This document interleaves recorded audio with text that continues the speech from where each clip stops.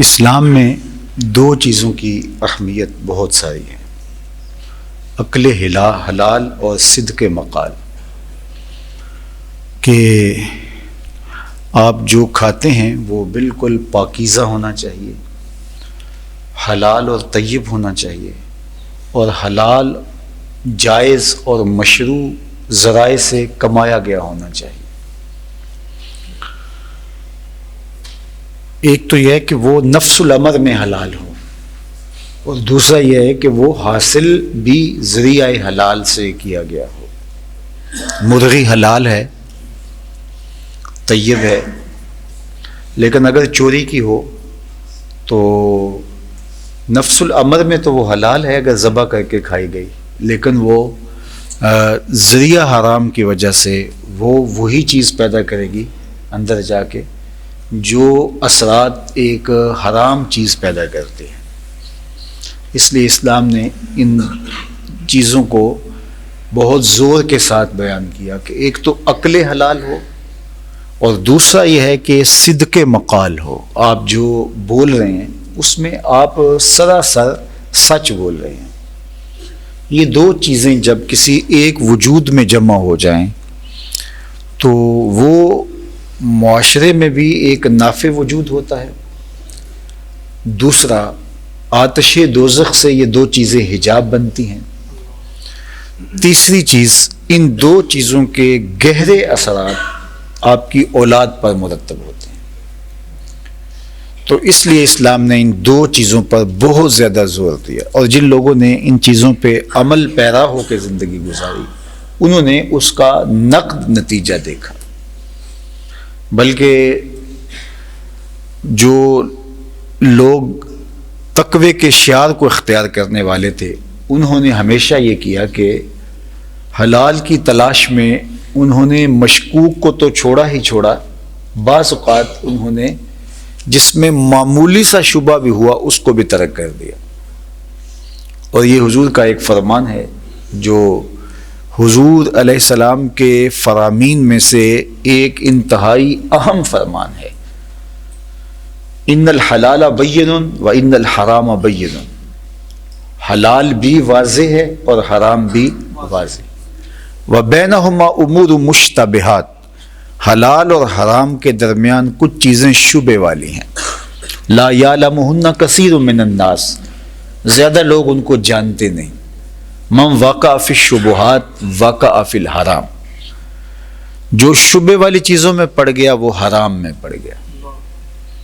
تو اپنے آپ کو اس طرح سے محفوظ کیا جائے کہ شبہ والی چیزوں کو بھی اختیار نہ کیا جائے۔ ہمیں اگر پتہ چلے کہ فلاں ہوٹل میں جو کھانا ملتا ہے تو اس میں کوئی ایسی چیز ہوتی ہے تو ہم اعراض کر جاتے ہیں، اگر کوئی دوسرا آپشن موجود نہ ہو پھر تو امر آخر ہے، لیکن ہمارے پاس اگر آپشن دوسرا موجود ہو تو پھر ہم اعراض کر کے دو قدم آگے چلے جاتے ہیں کہ ہم صحت کے ساتھ کھلواڑ نہیں کریں گے۔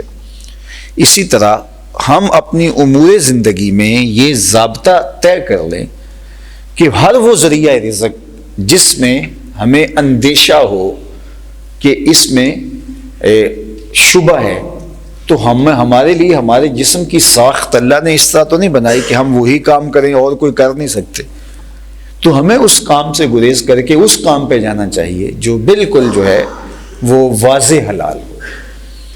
تو مشکوک کو بھی اختیار نہیں کرنا اور حرام سے تو مکمل اجتناب کرنا ہے، بلکہ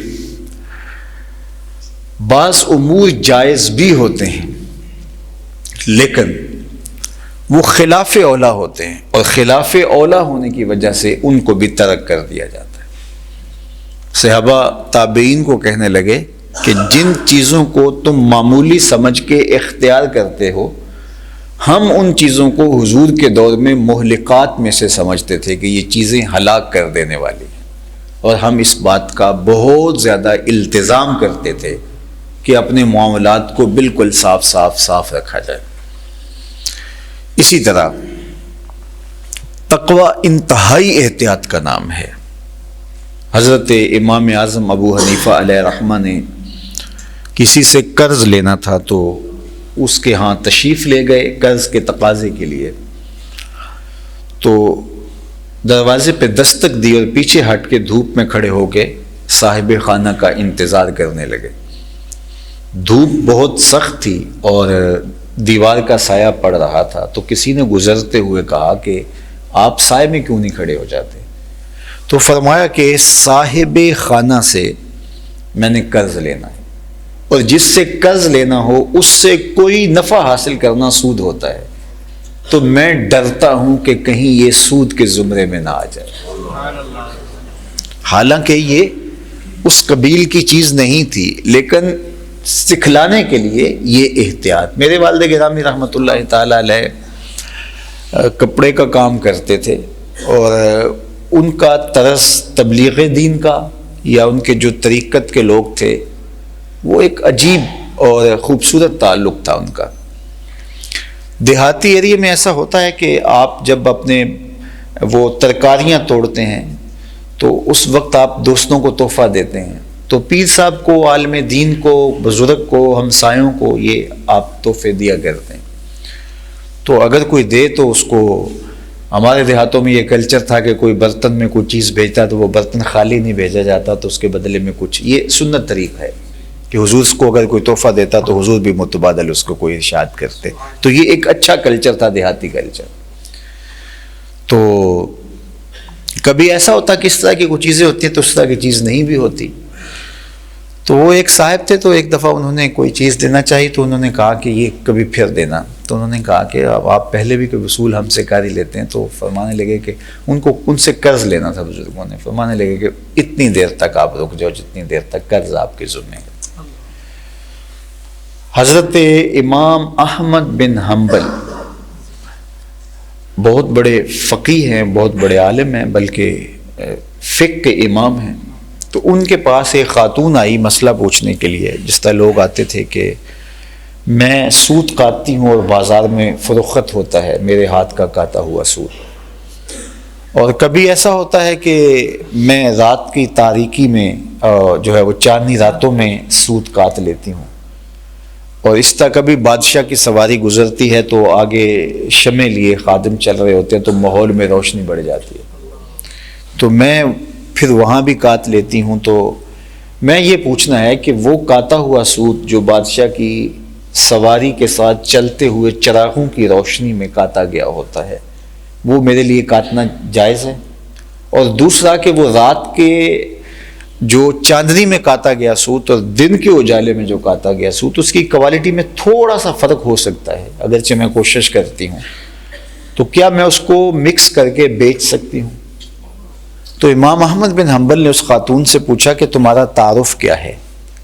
اس نے کہا کہ آپ مسئلہ بتائیے، سائل سے اس کی ذات تو نہیں پوچھی جاتی۔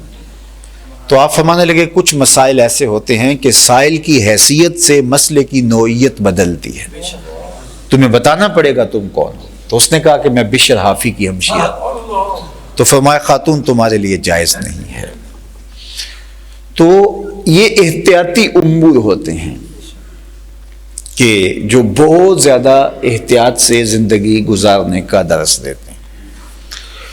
تو جن لوگوں نے اپنی زندگیوں کو رزق حلال کے حوالے سے بہت محتاط رکھا ہے، ایک تو اللہ نے ان کے وسیلہ رزق میں ان کے لیے برکت رکھی ہے، پیچیدگیاں بہت کم انہیں ہوتی ہیں، اور اس کے اثرات اولاد پر بہت سارے مرتب ہوتے ہیں، اور اولاد میں صالحیت پیدا ہوتی ہے۔ ایک بہت بڑا نام ہے شیخ ابو صالح جنگی دوست کا، نام ویسے موسیٰ تھا ان کا، ابو صالح ان کا لقب ہے، اور جنگی دوست کے نام سے مشہور تھے۔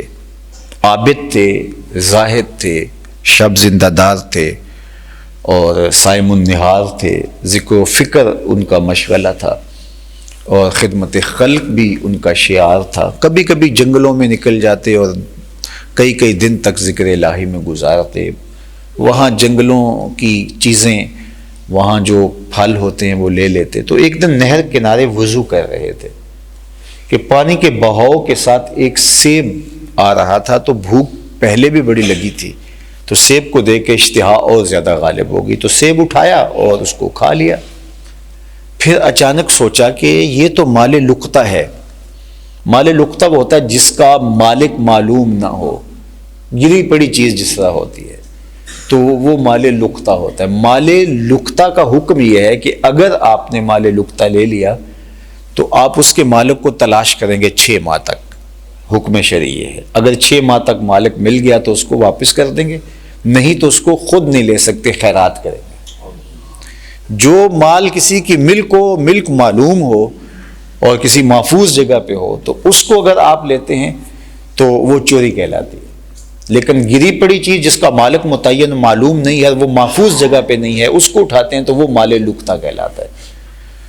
تو مال لقطہ یہ کنکھیا جو اڑائی جاتی ہے، یہ پتنگ اڑائی جاتی ہے، پھر وہ کٹ جاتی ہے اور بچے دھوڑ کے اس کو لوٹتے ہیں، تو علماء نے لکھا کہ یہ بھی مال لقطہ ہے. اور اگر کسی نے یہ پتنگ لوٹ لی تو اس کے مالک کو ڈھونڈنا جو ہے وہ درست ہے 6 ماہ تک، نہیں تو اس کو خیرات کرے. نہ اس کی ڈور استعمال کر سکتا ہے، نہ پتنگ استعمال کر سکتا ہے. عمومی طور پہ ہمارے ہاں کہا جاتا ہے یہ کون سی کوئی بڑی چیز ہے. تو جب بھی کوئی چور یا ڈاکو یا بدماش بنتا ہے تو وہ چھوٹی چیزوں سے ہی بنتا ہے. لوٹنے کا تصور راسخ ہوا نا، یعنی لوٹنے کا راستہ پیدا ہوا. جب نہر میں شگاف پڑتا ہے تو بہت چھوٹا سا پڑتا ہے اور پھر اتنا بڑا ہو جاتا ہے کہ وہاں سے ہاتھی بھی گزر جائے اور پھر پوری نہر اس سے گزر کے تو بستیاں برباد کر دیتی. تو ایک چھوٹی سی سلائی کے برابر پہلے پانی رسنا شروع ہوتا ہے، تو اس کو وہیں بند کیا جائے تو آگے کام نہیں بڑھتا. تو تصور لوٹ مار کا جب انسان کے اندر راسخ ہونا شروع ہو جاتا ہے تو جو بھی بڑے سے بڑا ڈاکو بھی ہے تو اس کی بنیاد بھی اس طرح ہوگی. تو اس لیے علماء نے کہا کہ یہ مال لقطہ میں ہے، اس کو استعمال نہیں آپ کر سکتے.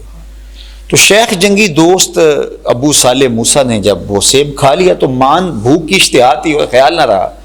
پھر خیال آیا کہ یہ تو لقطہ کا مال ہے اور میں نے اس کو لے لیا ہے تو یہ تو میرے لیے جائز نہیں تھا. تو جس طرف سے پانی آ رہا تھا اسی طرف چل پڑے کہ میں کوئی اندازہ کر سکوں یہ کہاں سے آیا ہے.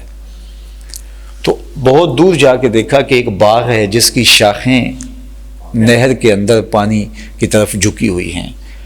تو دل میں خیال آیا کہ یہ اسی باغ کا ہی ٹوٹا ہوا سیب ہوگا. تو باغ کے مالک کو ملنا چاہا تو اس نے بلایا کہ کیا بات ہے. کہا کہ اس طرح میں وضو کر رہا تھا اور یوں سیب گرا اور میں نے کھا لیا، تو وہ تو میرے لیے جائز نہیں تھا، تو میں یا تو مجھ سے قیمت لے لیں اور یا مجھے معاف کر دیں. تو اس مالک باغ کا نام تھا عبداللہ صومعی. تو اس نے جب یہ شخص اور اس نوجوان کی یہ کہانی پڑھی اور دیکھی تو اس نے کہا نہ اتنی جلدی تو معافی نہیں ہوگی، میری 2 شرطیں ہیں تمہیں پوری کرنی ہوں گی، اگر وہ پوری ہو جائیں تو پھر میں معاف کروں. کہا وہ کون سی شرطیں؟ کہا پہلی شرط تو یہ ہے کہ 12 سال تک میرے باغ کی خدمت کرنا. یہ چھوٹی شرط تو نہیں تھی. 12 سال ایک سیب کے عوض تو میں نہیں معاف کروں گا، قیامت کے دن تیرا گریبان پکڑوں گا، تو نے کیوں کھایا؟ تو کہا ٹھیک ہے مجھے معاف کر دینا. 12 سال خدمت کرتے رہے. 12 سال کے بعد عبداللہ صومعی نے ایک دن کہا کہ نوجوان سیب توڑ کے لاؤ. تو وہ توڑ کے لائے تو سیب کچے تھے. تو کہا 12 سال تم باغ میں ہوتے ہو، تمہیں پتہ نہیں کہ سیب صحیح کون سے ہوتے ہیں؟ تو کہا میں ایک سیب کی سزا بھگت رہا ہوں، اس کے بعد آج تک کبھی میں نے سر اٹھا کے سیبوں کو دیکھا بھی نہیں. تو کہا 12 سال مکمل ہو گئے.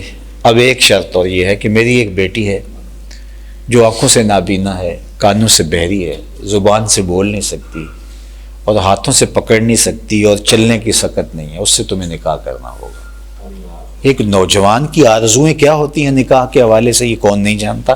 ہم سب اس مرحلے سے گزرے ہوئے ہیں. اقبال نے کہا تھا افکار جوانوں کے خفی ہوں کہ جلی، پوشیدہ نہیں مرد کلندر کی نظر سے. معلوم ہے مجھ کو تیرے احوال کے میں بھی مدت ہوئی گزرا تھا اسی راہ گزر سے. ہم سب گزرے اس راہ گزر سے. آرزو ہوتی ہے کہ کوئی صالحہ بھی ہو، خوبصورت بھی ہو، با کردار بھی ہو، صاحب جمال بھی ہو، دیندار بھی ہو، اچھی ماں بننے کی صلاحیت بھی رکھتی ہو، اچھی بیوی بننے کی صلاحیت بھی رکھتی ہو. ساری خواہشیں آرزویں ہوتی ہیں. اب کہا کہ ایک ایسی عورت سے خاتون سے نکاح کرنا پڑے گا جو نابینا بھی ہے بہری بھی ہے، گونگی بھی ہے اور اپاہج بھی ہے، پھر تمہیں معافی ہوگی۔ کہا ٹھیک ہے مجھے قبول ہے۔ نکاح ہو گیا۔ عبداللہ سومئی گھر لے گئے اور کہا کہ رات ہوئی تو کہا کہ ادھر کمرے میں حجلہ روسی میں تمہاری اہلیہ تمہاری منتظر ہے۔ تو وہ گئے تو جب دروازہ کھولا تو ایک صاحب جمال قد رانا رکھنے والی خاتون منتظر تھی، تو سمجھے کہ غلطی لگ گئی ہے تو دوڑے ہتھا گئے، دروازے کی چوگاٹ سر پہ لگی اور سر بھی پھٹنے لگا اور خون بہہ گیا۔ واپس آئے تو عبداللہ سومی نے کہا کہ بھاگ آئے ہو؟ کہا کہ حضرت وہ تو کچھ اور ہے۔ کہا نہیں وہی تمہاری بیوی ہے، لیکن آنکھوں سے نابینا اس لیے ہے کہ آج تک اس نے غیر محرم کو نہیں دیکھا۔ بہری ایسی ہے کہ آج تک اس کے کان میں غیر محرم کی آواز نہیں پڑی۔ اپاہا جس طرح ہے کہ ابھی کبھی چل کر غیر محرم کے پاس نہیں، اس طرح وہ اگر بول نہیں سکتی تو اس کا مطلب یہ ہے کہ غیر محرم سے کبھی ہم کلام نہیں ہوئے۔ تو پھر شیخ ابو صالح موسیٰ جنگی دوست اور عبداللہ سومئی کی صاحبزادی جس کا نام ام الخیر تھا، ان دونوں کے نکاح کے بعد اللہ نے ان کو ایک فرزند عطا کیا، جس فرزند کا نام شیخ عبد القادر جیلانی علیہ رحمہ و رضوان۔ اقبال نے کہا تھا سیرت فرزند ہا از امہات، جوہر صدق و صفا از امہات، کہ فرزند کی سیرت ماؤں سے آتی ہے اور صدق و صفا کا جوہر اگر ملتا ہے تو وہ ماؤں سے ملتا ہے۔ اچھی مائیں اچھی اولاد کی تربیت کی ضامنہ ہوتی ہیں۔ پھر یہ بچہ جس کا نام عبد القادر رکھا گیا، جب حصول دین کے لیے گھر سے نکلتا ہے تو ماں گدڑی میں 40 دینار سی دیتی ہے اور یہ ساتھ تاکید کرتی ہے کہ بیٹا جھوٹ نہیں بولنا۔ جب ہمدان سے آگے گزرتے ہیں جیلان سے بغداد جاتے ہوئے تو راستے میں ڈاکو اس قافلے کو گھیر لیتے ہیں جس میں شیخ عبد القادر جیلانی علیہ رحمہ و رضوان موجود ہوتے ہیں۔ سب کو لوٹ لیتے ہیں اور نو عمر بچہ سمجھ کے ان کو چھوڑ دیتے ہیں۔ ایک ڈاکو نے کہا تمہارے پاس بھی جوان کچھ ہے؟ تو کہا 40 درہم ہے۔ تو وہ اپنے جو ہے وہ سردار کے پاس لے جاتا ہے کہ یہ نوجوان ہے، ڈاکوؤں سے پیسے چھپائے جاتے ہیں اور یہ کہہ رہا ہے میرے پاس 40 درہم ہے اور اس کے پاس نظر بھی نہیں آ رہی، مفلوق الحال بھی دکھائی دے رہا ہے۔ تو کہا نوجوان تیرے پاس واقعی 40 درہم ہے؟ کہا ہاں یہ گدڑی میں سیے ہوئے۔ تو کہا ڈاکوؤں تو کوئی نہیں بتاتا، تو تم نے کیوں بتایا؟ کہا میری ماں نے وصیت کی تھی جھوٹ نہیں بولنا۔ تو وہ زاروں کے تار رونے لگا کہ تو ماں سے کیے گئے عہد کو نبھا رہا ہے، میں رب سے کیے گئے عہد کو نہیں نبھا رہا۔ اور یہ پہلے لوگ تھے جو آپ کے ہاتھ پہ توبہ کرتے ہیں اور صالح زندگی گزارنے کا عہد کرتے ہیں۔ تو عقل حلال اور صدق مقال، یہ دو بنیادی وصف ہیں، جب کسی شخص کے اندر موجود ہوں تو پھر وہ ایک صالح معاشرت کی بنیاد بنتا ہے۔ حضور علیہ السلام سے پوچھا گیا کہ مومن بزدل ہو سکتا ہے؟ فرمایا نہیں، بہادر ہوتا ہے، لیکن ہو سکتا ہے کبھی وہ بزدلی بھی کرے، آخر بشر ہی تو ہے۔ پھر پوچھا گیا کہ مومن جو ہے وہ جھوٹ بول سکتا ہے، مومن جو ہے وہ بخل کر سکتا ہے؟ تو فرمایا نہیں، مومن سخی ہوتا ہے، لیکن ہو سکتا ہے کبھی اس سے بخل بھی ہو جائے، بشری تقاضے بھی تو جڑے ہوئے انسان کے ساتھ۔ تیسری بات حضور سے پوچھی گئی، مومن جھوٹ بول سکتا ہے؟ فرمایا جھوٹا نہیں ہوتا۔ یہ طے شدہ بات ہے، یہ امر واقعہ ہے کہ مومن جھوٹا نہیں ہوتا۔ میں اور آپ دیکھیں کہ ہماری زندگی کے ساتھ کہیں جھوٹ تو نہیں جڑا ہوا۔ سویر سے شام تک اپنے آپ پہ اور اپنے معاملات زندگی پہ غور کریں کہ ہم کہیں جھوٹ کے ساتھ تو نہیں جڑے اور جھوٹ ہمارے ساتھ تو نہیں جڑا ہوا۔ صحیح حدیث میں آتا ہے جب کوئی شخص جھوٹ بولتا ہے اس کے منہ سے بدبو نکلتی، جس کو عام لوگ تو نہیں سونگھ پاتے، لیکن اللہ کے رحمت کے فرشتے سونگھتے ہیں اور وہ اس سے 1 میل پیچھے ہٹ جاتے ہیں۔ پھر جھوٹ بولتا ہے، پھر میل پیچھے ہٹ جاتے ہیں، پھر جھوٹ بولتا ہے، فرشتے پیچھے ہٹتے چلے جاتے ہیں۔ اب جو بندہ سویر سے لے کر شام تک جھوٹ جھوٹ جھوٹ، کاروبار میں جھوٹ، گھر میں جھوٹ، بلکہ دلیلیں دیتے ہیں آج لوگ، جھوٹ کے بغیر کاروبار ہی نہیں چلتا۔ حضرت آپ کس زمانے کی بات کر رہے ہیں؟ جھوٹ کے بغیر تو بندہ آج چل ہی نہیں سکتا۔ جھوٹ لازمہ حیات بن گیا ہے، جزو لا ینفک ہے زندگی کا۔ تو جب بندہ جھوٹ بولتا ہے تو منہ سے بدبو نکلتی ہے، رحمت کے فرشتے دور ہٹ جاتے ہیں، صحیح حدیث میں آتا ہے۔ اچھا، جب رحمت کے فرشتے گھر میں بھی نہ رہے، دکان پہ بھی نہ رہے، اپنے پاس بھی نہ رہے، تو پھر مجھے بتائیے، تو نحوستیں تو ہوں گی نا۔ تو پھر ہم کہتے ہیں کسی نے تعویذ ڈال دیا، ہم کہتے ہیں سایہ ہو گیا، کسی نے جادو کر دیا، پھر دوڑتے ہیں بابوں کے پاس، اور وہ تو بیٹھے ہی دکان لگا کے اس لیے ہوتے ہیں کہ کوئی آئے گاہک اور اس کو مزید ذوف الاعتقادی میں مبتلا کرے۔ وہ کہتے تو ویلے سر آ گیا، اگر نہ آتا نا 2 دن اور تو یہ تعویذ چل جانے تھے۔ اب پھر ہر اتوار کو جو ہے وہ اس کے ہاں جا کے چوکی بھرنی پڑتی ہے، اور ان کے ڈیرے دیکھو کتنے آباد ہیں، اس لیے کہ یہ سارے وہ لوگ جو اپنی زندگیوں کو غیر منظم کیے ہوئے ہیں، جھوٹ سے، مکر و خدا سے، اور اپنی زندگیوں کو گناہوں سے بھرپور کرنے کے بعد بے سکونی، عدم اطمینان اور الجھاؤ میں مبتلا ہوتے ہیں، اندر صفائی اور ستھرائی نہ رہنے کی وجہ سے۔ اور وہ سمجھتے ہیں کہ ہمارے خاندان میں، ہر خاندان کے اندر ایک مرد یا ایک عورت ایسا ہوتا ہے جس کے بارے میں سارے طے کر لیتے ہیں کہ یہ منحوس ہے، گھر میں چکر کاٹ جائے تو یہ ہو جاتا ہے، یہ جو ہے وہ تعویذ کروانے والا ہے، یہ جادو کرنے والا ہے، اور پھر ہم بھاگے رہتے ہیں۔ تو جادو ہم نے خود کیا اپنے اوپر، جھوٹ کا، مکر و خدا کا، فریب کا اور بدکاریوں کے جھوٹ ہم خود اپنے جو ہے وہ آس پاس رکھیں۔ ہماری زندگی میں طمانینت اور سکون نام کی چیز پھر آ ہی نہیں سکتی۔